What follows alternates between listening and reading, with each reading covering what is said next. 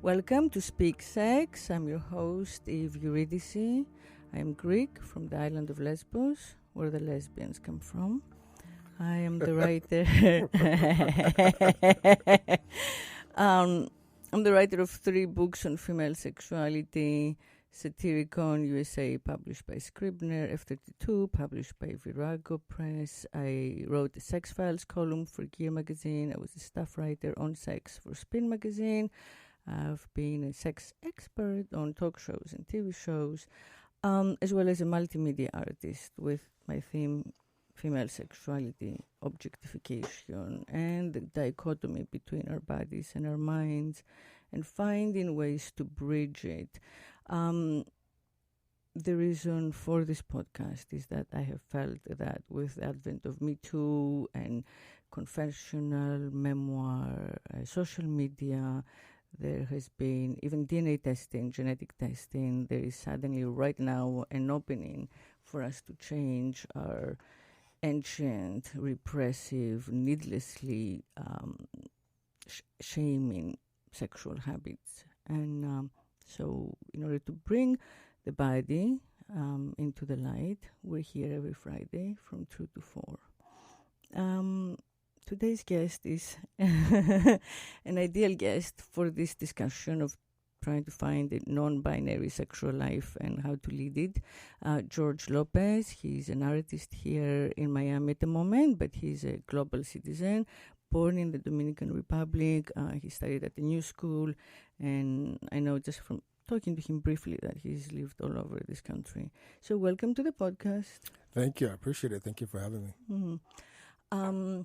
So I know that you're not here to plug anything, but actually as a private citizen to share with us your truth and experiences and truth and shed some light on, I guess, viewpoints of sexuality and sex and politics and how all those things merge and affect the mind and body. Right. And how we might shift toward more acceptance and correct fewer no's and fewer fears, right? No, yeah. I mean, there's so many people. I was just having a conversation earlier. So many people that live inhibited lives. Mm-hmm. That either do things in secrecy because they're ashamed of what they're doing. But in reality, there's no shame that should be attached to whatever it is they're doing if it isn't harming anyone else and it's bringing them pleasure. But of course, it's dependent on how they grew up, societal expectations and all that. We all grew up repressed. I don't think there is really an exception, unless you even if you grew up in a commune, you must have been somewhat sexually repressed, because our traditional, assumed, given way of raising our young is by saying no. So the first thing you learn is, tiny toddler is no, don't do this, don't do that. And that's how you learn. Not by yes, but good girl, good boy, when you do not do what's a bad thing and what will people say. So those, and then that we attach shame to all things physical so fast. Right. But so it's very hard to unlearn because, and it's not just the sex, even though sex is what we're speaking now because it's much more fundamental. But even, issues of anything that has to do with the body is supposed to be, unspeakable. Interestingly enough, though, I grew up with my family saying no, but I was someone of a deviant from a young age. Mm-hmm. So whenever they said no, I would do the opposite. Oh, good. I'll get my ass kicked, and whooped. But it was sort of the negative reinforcement. But also the thrill of finding out why couldn't I do something? Why was I prohibited to do something? What would happen to me if I did it? Right. How terrible could it be? Right. How terrible could it be? Exactly. And it wasn't. It wasn't. It wasn't. Mm-hmm. But I also, I grew up Catholic. And, I mean, I'm not Catholic anymore. Practicing Catholic. My spiritual beliefs are based in Eastern philosophies, but that took a lot of time, and a lot of peeling of the layers of who I am and who I wanted to become. Right. But initially, when I was, I guess, attracted to guys from a young age, and I went to Catholic school my whole life, and my high school was all boys school. So of course you're attracted to the guys. So I was attracted to. They're right there. They're right there, right? Yeah. And and at that time, like at the age of 13, 14, 15, we would do some very homoerotic things together, But my interest always wanted to go further, like sexually and explore. But, of course, some of these boys didn't want to, and some of them did. Oh, so you did proposition. You actually went ahead and said, would you want to play around? Well, I wasn't the one who propositioned, but I was sort of like lured into certain situations, which I took. Okay. These opportunities. I was like, okay, I'm going to explore it. And so there were more experienced boys who propositioned you. Yeah, some of them were older. Right. I mean, I remember being, I think, 13, and one of them was like 16 or 17. But I enjoyed it. There was nothing. If I said no, I'm not comfortable with this. They would stop, or they would say, "Oh, come on." But I say, "No, this is my limit." But then it evolved. Like my sexuality evolved as I started getting older. I started exploring different desires and different kinds of attractions, especially to women. When I was about between sort of like my formative teenage, early 20s, I had my first serious relationship of 2 years was with a guy in college at the new school. And at that time, I was hanging around a lot of gay men of color, and then I also had a heterosexual circle, that I would sort of jump in and out of. And at the time, I didn't really feel comfortable, finding my curiosity and my sexuality and exploring in a bi way. Right, in a bi way, exploring the woman body. But as I got a little bit older, I decided to just go ahead and take the plunge and just start, dating women, exploring with women. And I find myself really enjoying it and really loving the company and really exploring the female body. But it was interesting because prior to me being 25 and being in a relationship with a guy, and then me being in another relationship with a guy who was in the Nation of Islam, which is a whole different ball game, because they're very homophobic and very anti queer. So he was in the closet then. Oh yeah, your boyfriend. Yeah. No, this is the your second lover. one. The second one, right. So every time I expressed in that gay community that I had interest in women, they were like, "Oh no, why? That's so gross." So I started getting this. The vagina is so gross. Exactly. Why you want to be face to face with one? Yeah, exactly. So then in heterosexual communities and circles, they will be like, "Oh, if you sleep with a guy, you're gay, and that's what you are. Just admit it. You're not bi. You just want to identify as bi because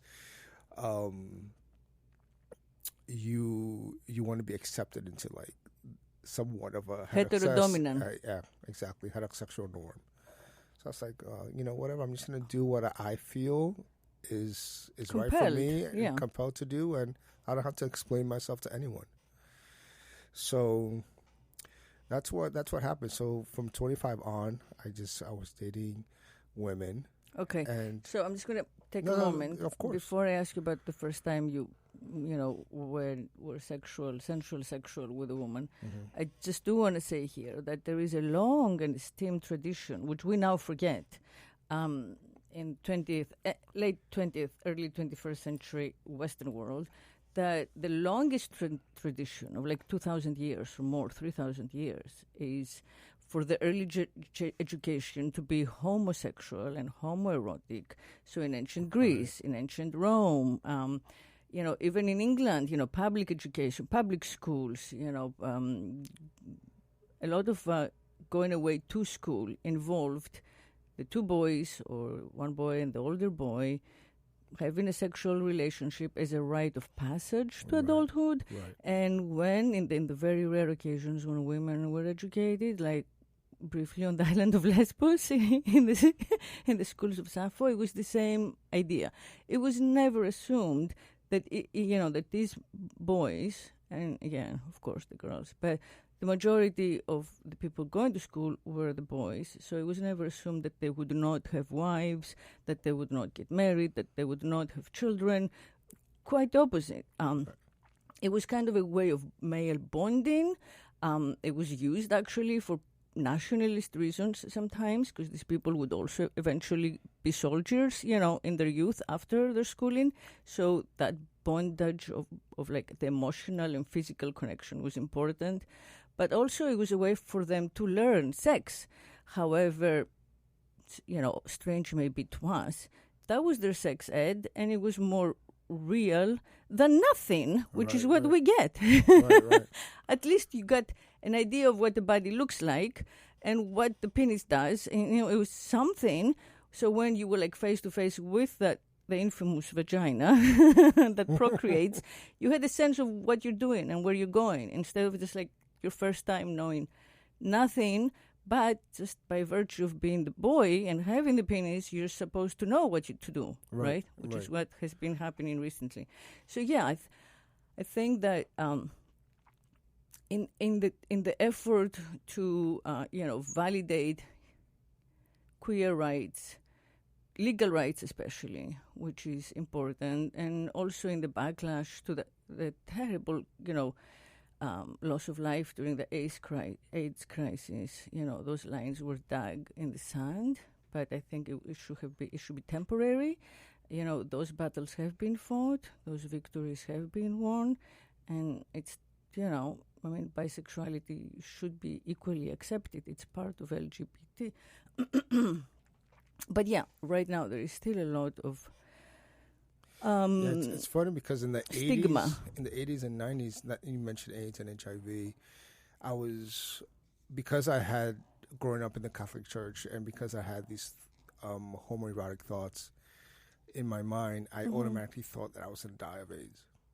Like I was just like, holy shit, all these guys are doing this thing that I want to explore, but they're all dying. Yeah, it's going to kill you. And I'm going to die. Going to kill you, you're going to go to hell. Yeah. And there won't be 71 virgins. Wrong God. Yeah, waiting for me. Yeah, no, that's a nation of Islam, dude. Exactly. Yeah. I felt, for me, that was also, everything changed, because until then, those rules weren't really happening.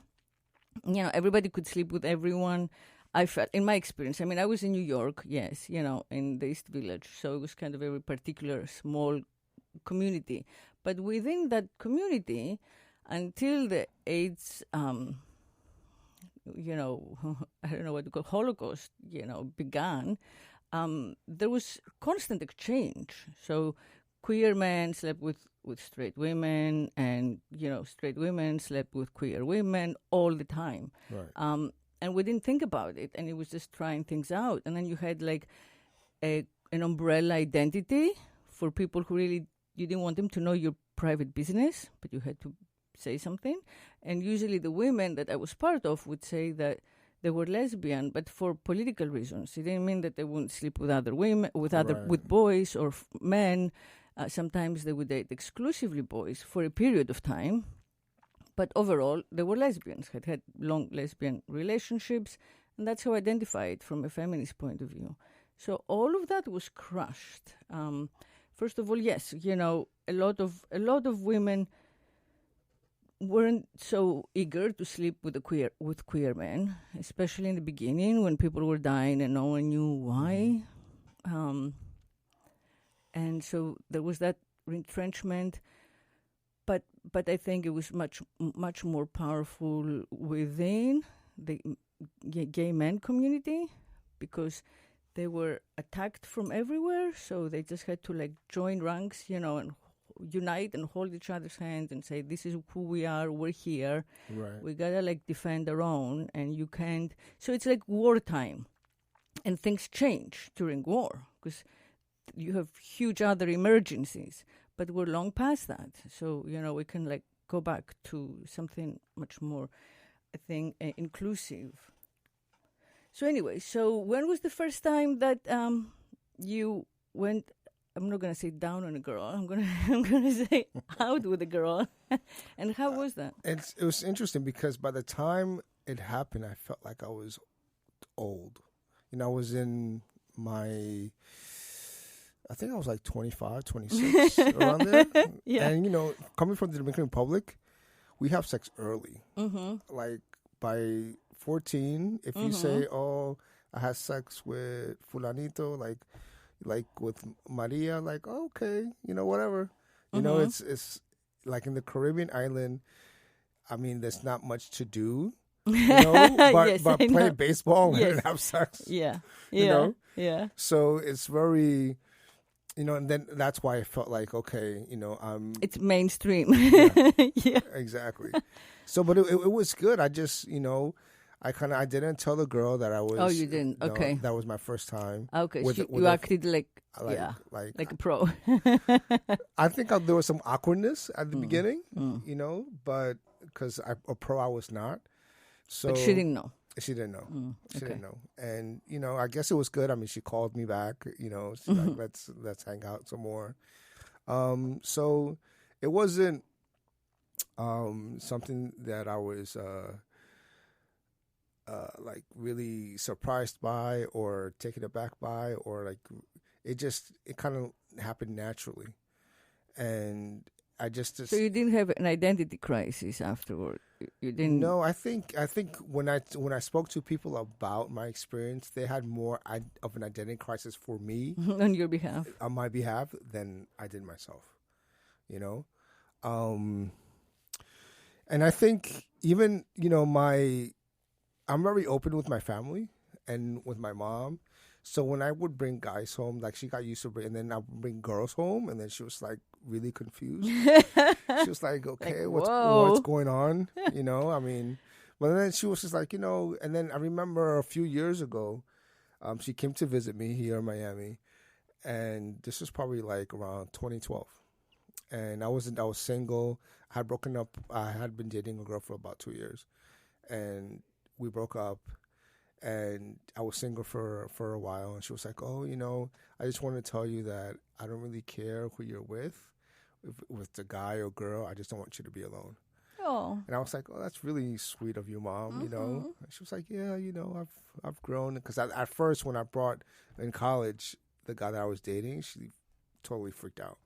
She was like, how could you? But you don't really, you don't act gay, you don't look gay. I was like, what does that even mean?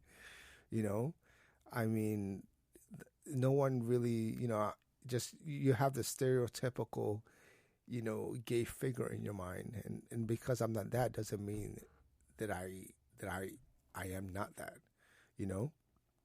So yeah, that's another one of those cliches, just like what we were talking about before. Right.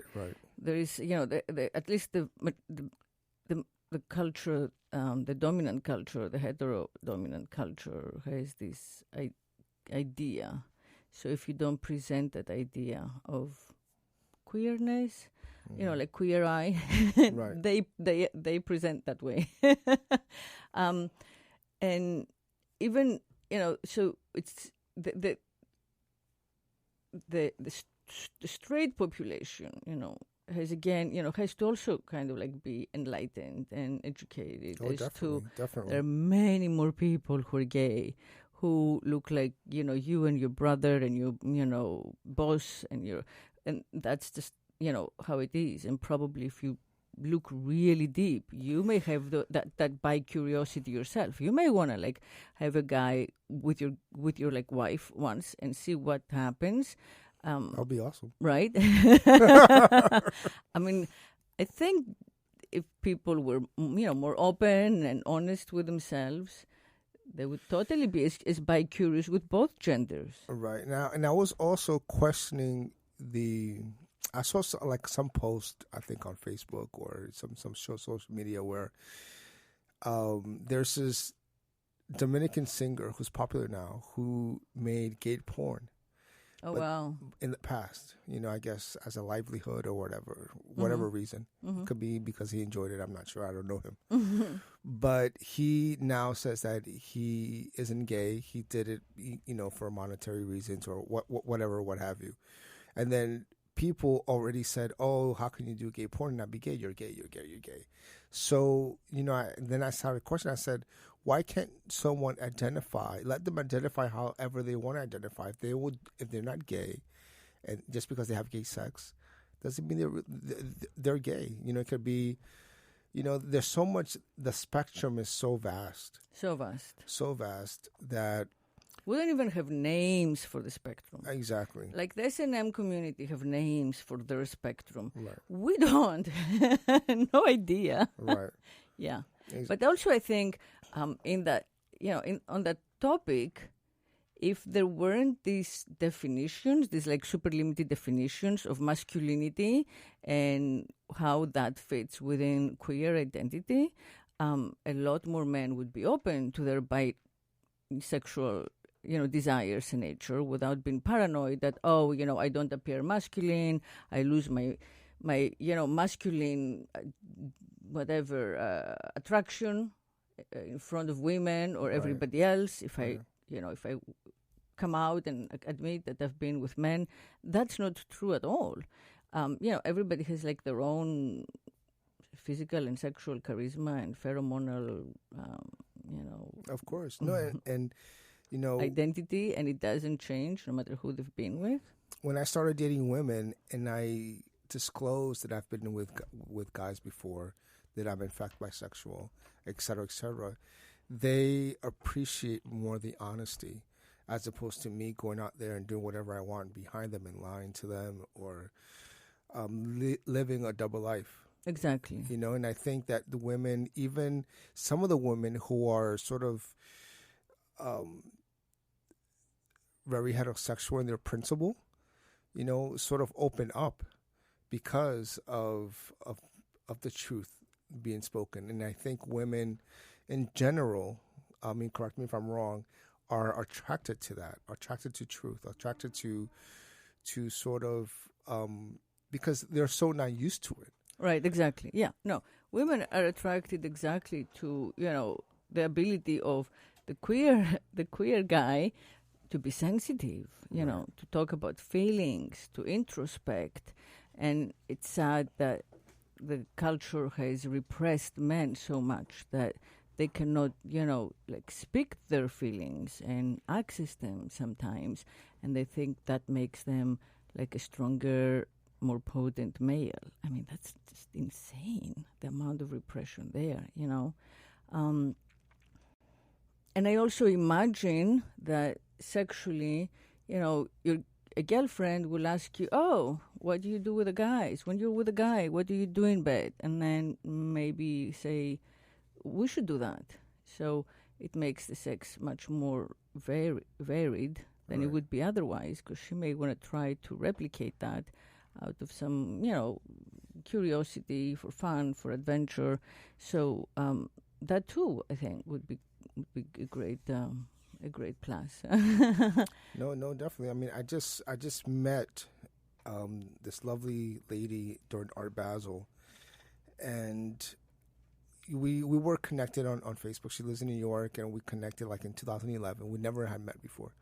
So then she sent me a message, and she said, "Oh, I'm coming to Miami for Art Basel. Let's have lunch." I said, "Yeah, let's do it." So, and then we had lunch. It was great. And I think a few days later, we went to an event.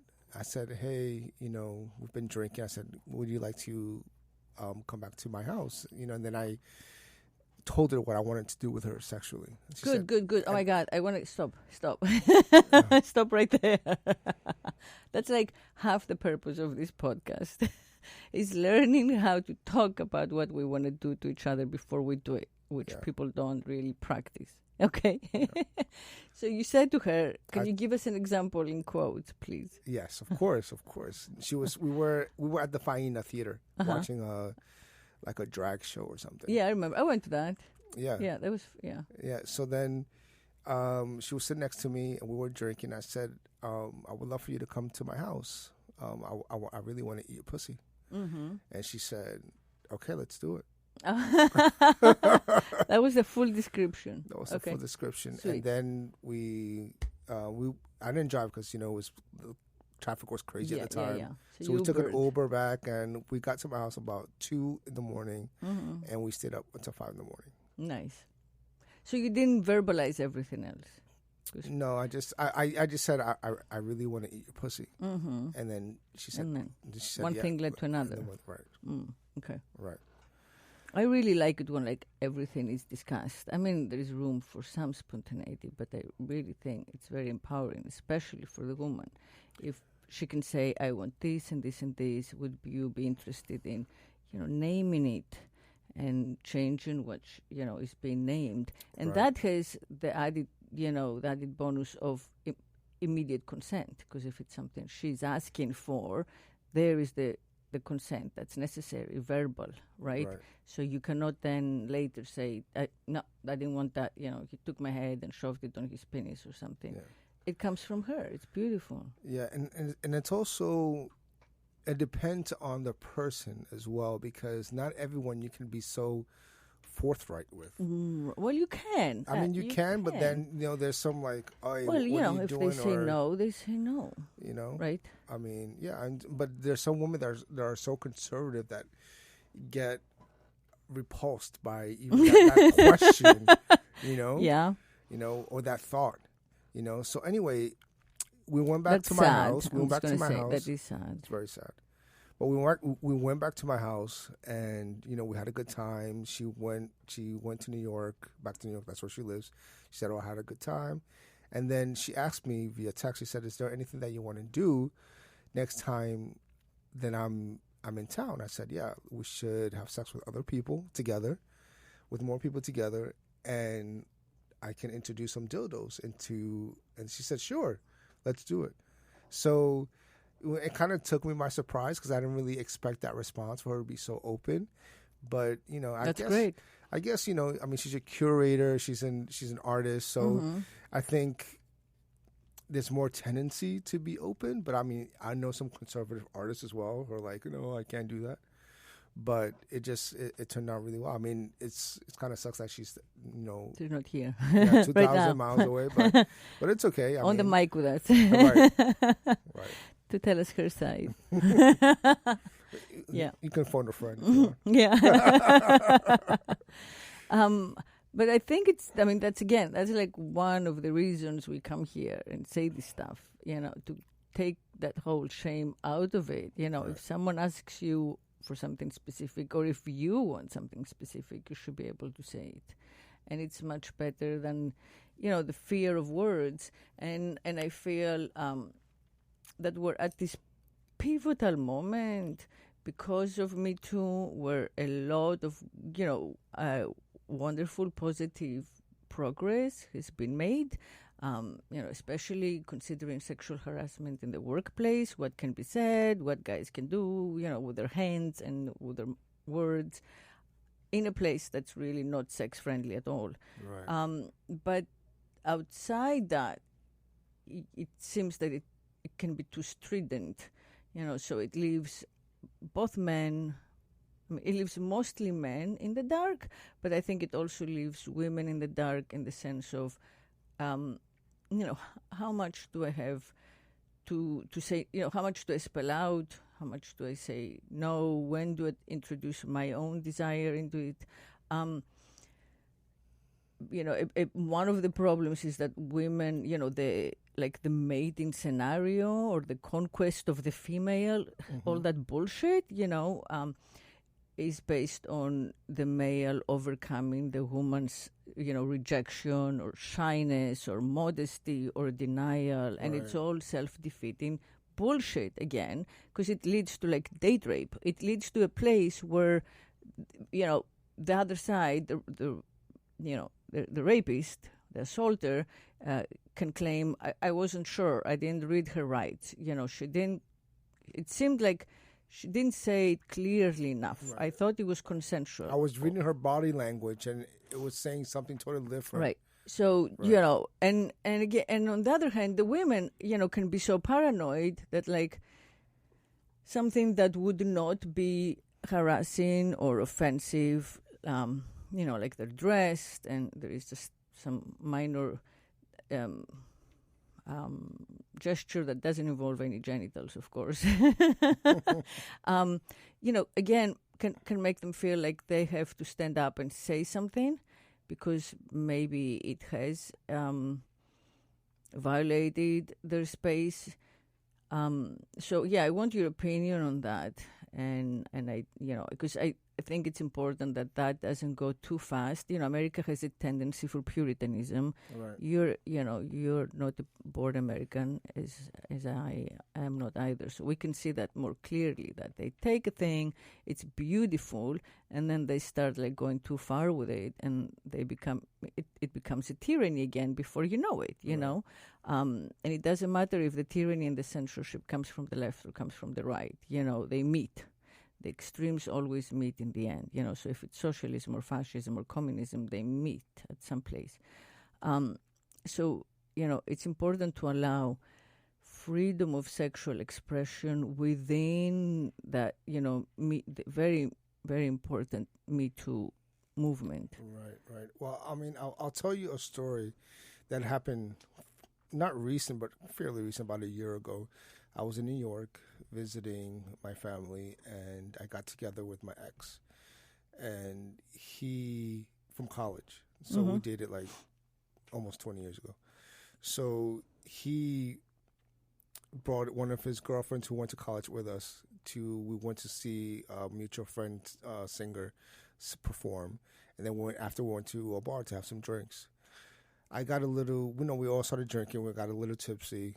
We were feeling nice, and I slapped her in the ass, and I think maybe like grabbed her by her hair, like not hard, but like playfully, and she freaked out. She said, "How could you do this to me? I didn't give her permission to touch me," and she stormed out.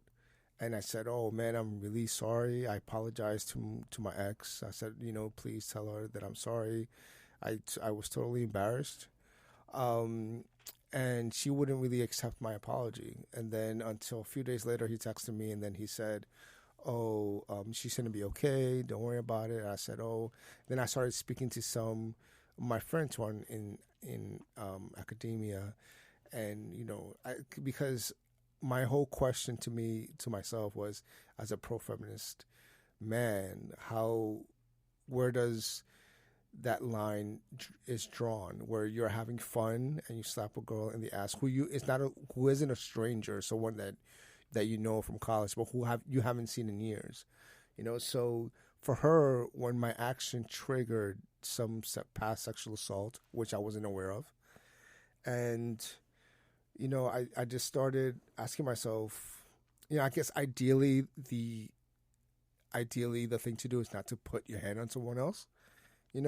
But since we were having fun and I thought it was just a good time, I just did it, out of impulse.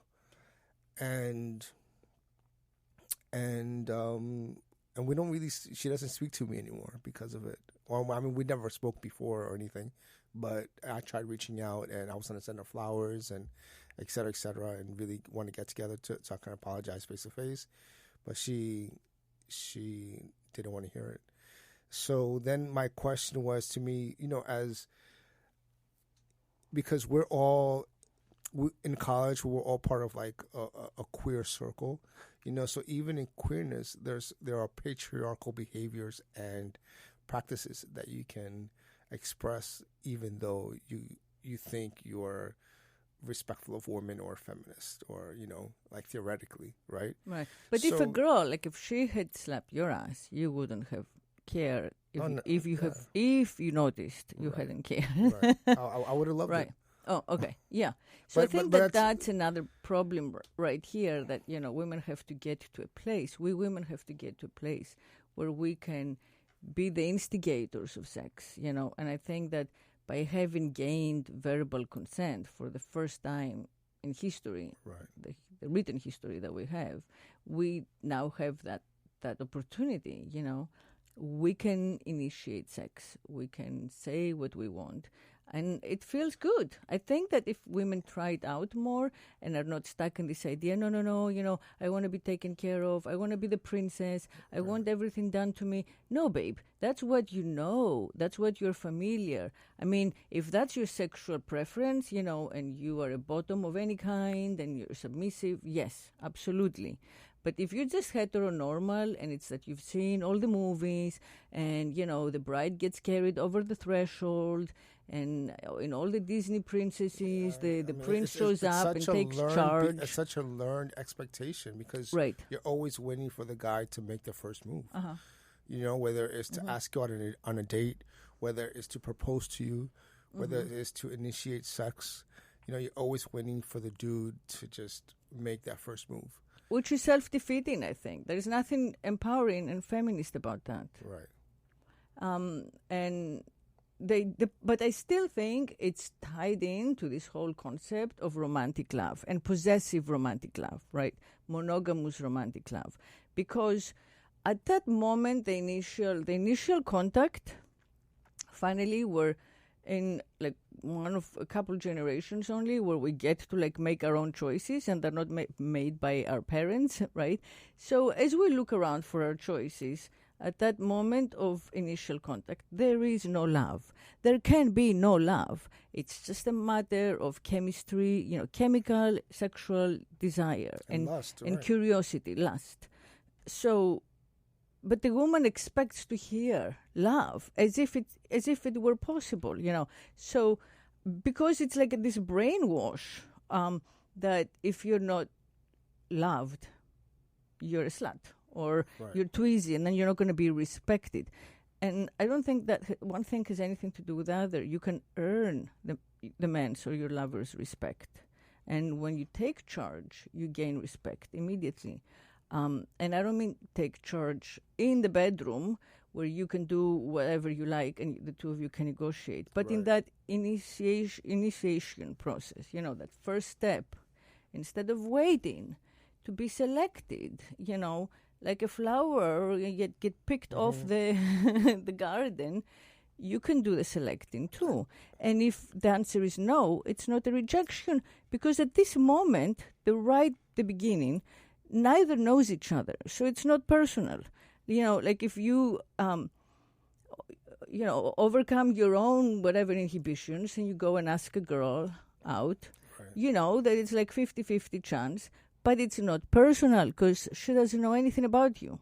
I mean, she knows so little about you that it's not emotional, it's not really, it's so arbitrary. It could be about a million different things, which really you shouldn't think about. You just, try again. And not take it like so much as a judgment on your character, your looks, because it's not. And speaking of judgment, I mean, there's some guys who ask women, "Oh, how many people have you been with?" as if to sort of determine what kind of person they are. A judgment of character. So if they've slept with, 2 guys, then you're okay. But if you slept with 20 or 200, then you're worn out, or you're not, you're loose, Right. So, I mean, there's this expectation that from a male standpoint that women have to be, this sort of like delicate princess, that's the waiting for them and only them. Right. So, I mean, I've heard many stories, where the girl would be like, well, I'm not interested in only sex.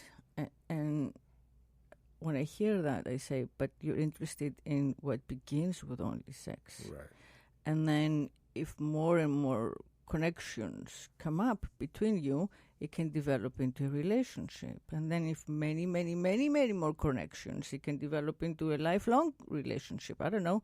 But the issue is, at this moment, right now, neither really can tell. I mean, I think that even the guys who out of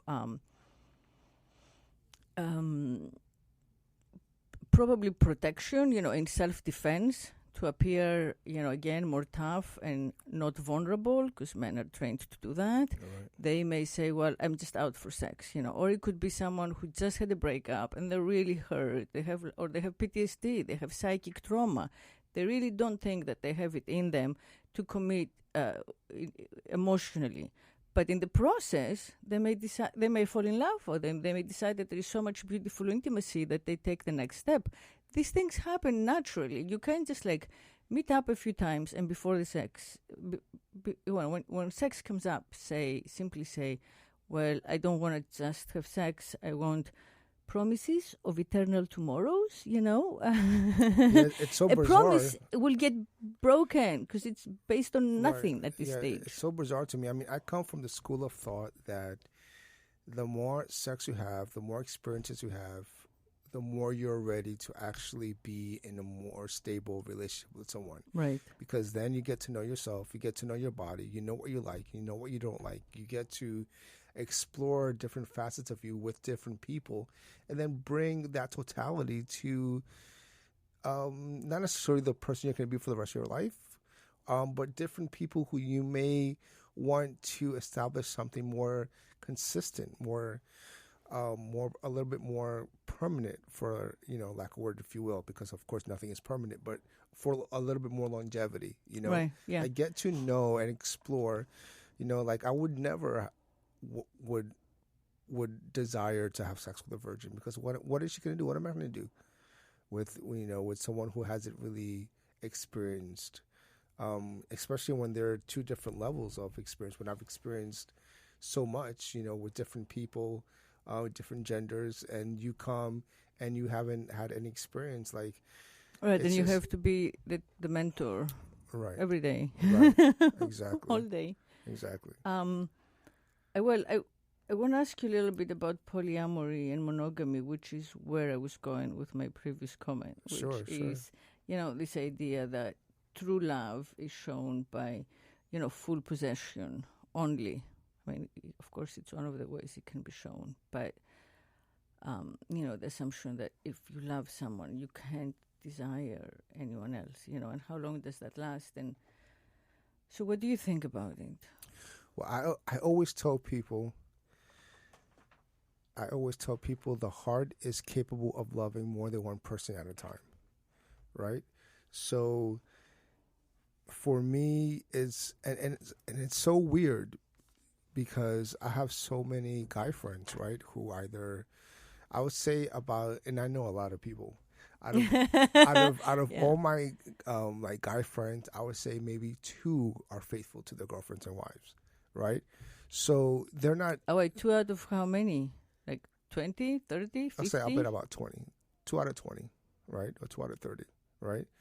Because then, but their whole apprehension is in not, having that kind of communication with your partner, with your spouse. So we're not in a society that nourishes that kind of truth. Yeah. That nourishes those kinds of possibilities, or that encourages those truths. Right. So and doesn't encourage verbal communication, Exactly. negotiation, and it also assumes that especially the women will not have any of it, right? So they don't even try. They just keep the secretive aspect, of sex, right, that we had with our parents. They just repeat how they were with their parents, with their wives. So sad. Yeah, and the reason why my relationship with this girl for 2 years, my most recent one, dissolved, is because I told her, I said I want to see other people. So I gave her the option of either continuing the relationship with us seeing other people, or just parting ways. And then we ended up parting ways because she didn't want that. So So you would have been willing for her to see other people too, right? Of course. Yeah. I mean, that would have been And very how would selfish you- of me not to. Right. And did you have a setup, like a definition of how that would work? Did you tell her, give her a way to imagine it? Well, I told her, I said, one of the things that I wanted to explore is that if you and I are out at a bar and we see someone that we're attracted to, right? Like either a girl or a dude, like there shouldn't be any sort of insecurities or any apprehension in saying, hey, you want to come home with us for the night? Okay, so that's a threesome. So that's not even really... No, but that's sort of like, it's polygamy in an open relationship is the tree. Polyamory. Polyamory, not polygamy. Not polygamy. Yeah. Yes, polyamory. It's sort of like the tree, and then that's sort of the threesome is sort of like an extension of it. Oh, really? Like a branch, for me. For you. Mm-hmm. So, I don't know.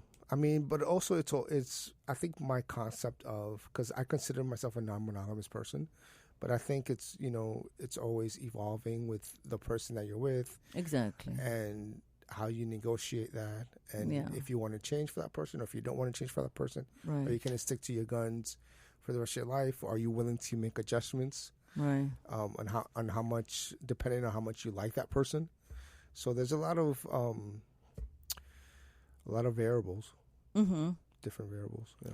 Well, I mean, the way you said it is that by going together and picking up a third party together, a third partner for group sex, then you would imagine that one of you would get more interested in the partner than the other and kind of go off and have your own thing with the blessing of the other main partner, that sort of thing. Yeah, but we didn't even get that far. Right. Because as soon as I brought it up, she was just like, Because some people find that it's easier to either have only threesomes, so one kind of like... Everyone has to be present. Yeah, but I mean, everyone makes their own rules and compromises and agreements. But yeah, one of the most common for people to not feel threatened is that everyone is present and they're not allowed contact with that person outside the sex scene of the group. And then there is the totally different polyamory, like kind of classic, if I can call it that, polyamory, which is that each partner has more than one relationships, but doesn't talk about them, bring them, or introduce them. So again, very different from the polygamy people. And again, in both instances, that's meant to reassure the long-term emotional partner to whom, the assumption is that you are emotionally committed to your long-term partner and that you do not intend to leave them and are like looking around for a new supply or new game or whatever, newer versions of him or her. The problem is that in many cases, it's only the guy who has this need. The women may not dare. They may not know how to go about it, again, because, we've trained the man to be the hunter and the woman to be the prey, which is unfortunate. It should be the opposite by nature, naturally speaking. It's the woman who is really the predator. She has longer orgasms. She needs more partners. She just needs to have as many as good and the best, swimmer. It knocks her up, impregnates her. That's really where we're started with this. But the way that it's set up usually is that there is a control.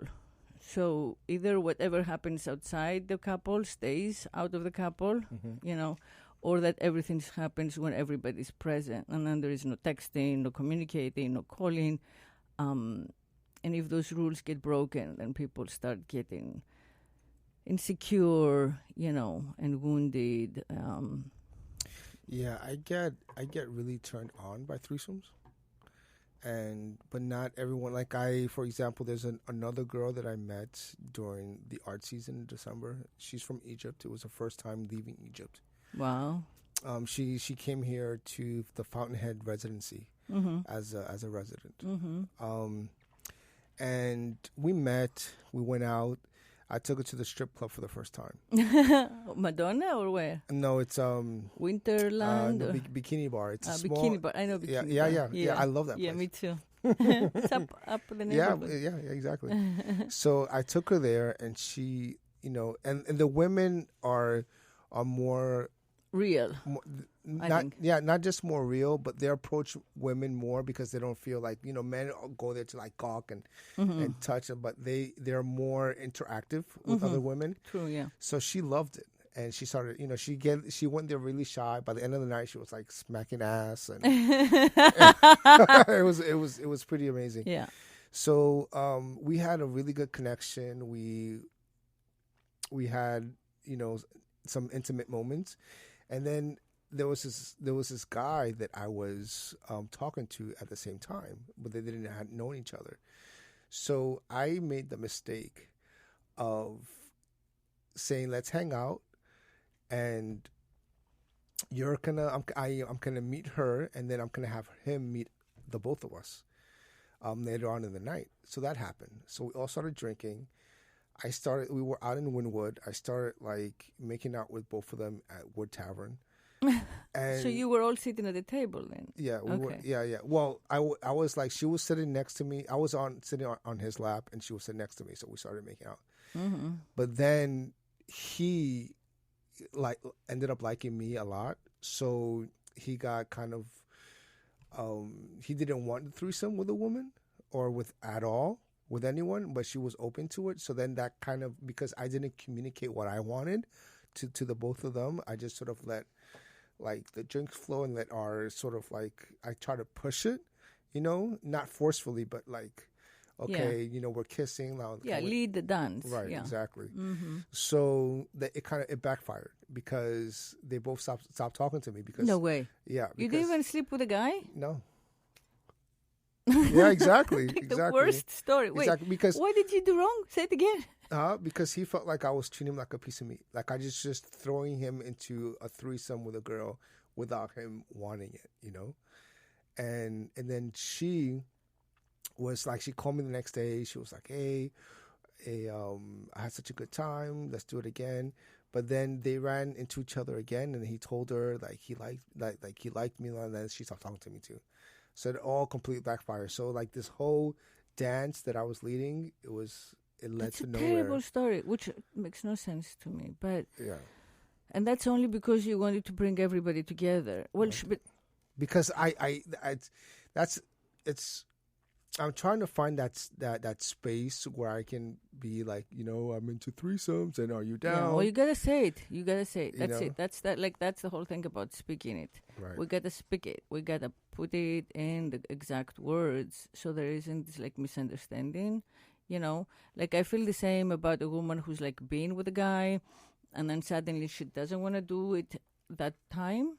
But he doesn't read the no as no because they've just done it, 50 times or whatever. Right. And she doesn't just say no, she just doesn't like squirm. She has to say, this is rape. This would be assault. This is assault. Name the thing. So the same, like you have to say, I want to be with both of you. Is that okay with you guys? Do you want to like be with me together? And if it's not, okay, I'll be with one of you like 2 days from now, and I'll go home with the other. Right. But like you gotta speak it. Yeah, you have to put it into practice. You just have to put it into practice. You gotta force yourself right. to put it in words, and it's a little off-putting for everybody in the beginning.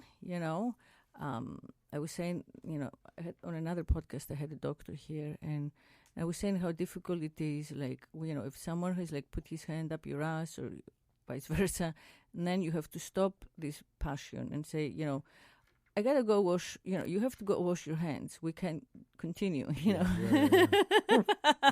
And it's like you're not supposed to be normal and real. You're supposed to like be so swept away by these like overwhelming arrows that shot the arrow. Right, and he's taken control of your, common sense and logic and senses. But like that's self-defeating. That makes us not quite conscious of what we do, and I think it's much better sex when we are conscious, and that's when we can actually like describe, articulate compassionately what we would like, right. And the reason why we don't ask or speak it is because we're either too. I mean, I think it's mainly because we are afraid of what the answer may be. Rejection, right? Rejection, right?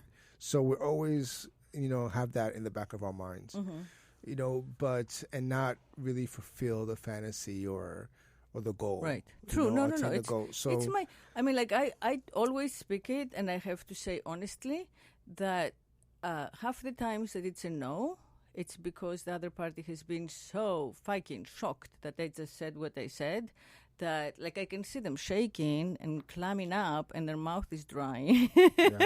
It's like a physical expression of panic because it's the unknown. What did just happen here? I just said something very, very basic, but the fact that out of nowhere I've shown up and said this is what I would like, it's easier for them to say no because they're not ready to accept this whole shift. It's not to me so much as what's happening next, what she's going to say next, what might she do next. Like, this is not the norm.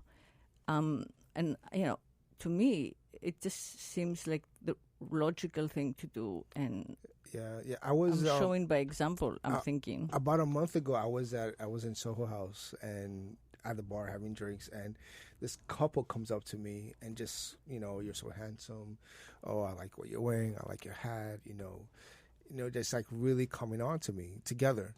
And, we just started chatting, and I was just like, oh, you can ask me in my head, or you can ask me to your room, ask me to your place, just do it. Like just enough with the compliments. Just like, don't be afraid of what my answer's going to be. Either, I would have gone, there's really good, really good looking couple.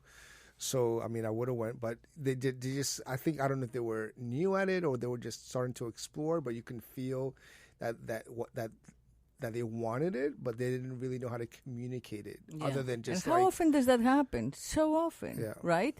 Where you know what the other person is thinking, you know what they want, they're not going to come out to say it. Right. And either you're going to say it and put yourself out on a limb, which, I try to do as a matter of principle, even more than desire, just like say the thing and see what happens. It's like part of my field research. But it is really, like a lot of it is like anthropological lab 101. What are they going to say?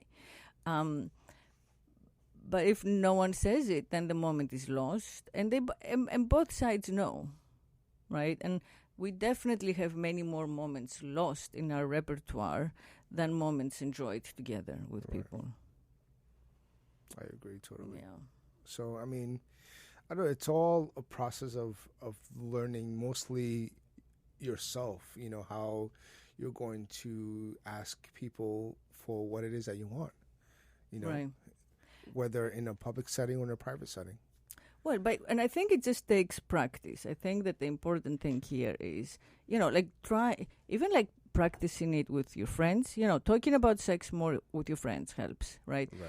Even like practicing it on your way there or when you meet someone, like go to the bathroom and repeat it so you know exactly what it is you have to say. It's like learning a foreign language. We don't have the skill for that. Sex negotiation language, we just gotta practice it, and take your chances. Tell yourself it's like speaking Spanish, it's like speaking French, it's like, like you and I are speaking a foreign language. We're doing it now without thinking about it, but in the beginning there was always a process of translation, and that's, I think, what it is like translating what you want in the words that seem more understandable, but just taking the risk and doing it. And I think it'll change everybody's life, sex life, for sure. Definitely. Mm-hmm. Anyway, well, thank you for coming. Thank you for having me. Thank you for sharing. It was a great conversation. Yes, Come back. Yeah, anytime. And thank you for listening. I am Eve Sachs. I'm the host. No, I am here. You're Eve Sachs? I am. I want to be. I'm Eve Eurydice. I'm here with Speak Sex, and I'll see you next Friday. Ciao. Okay, ciao. I'm Eve Sachs.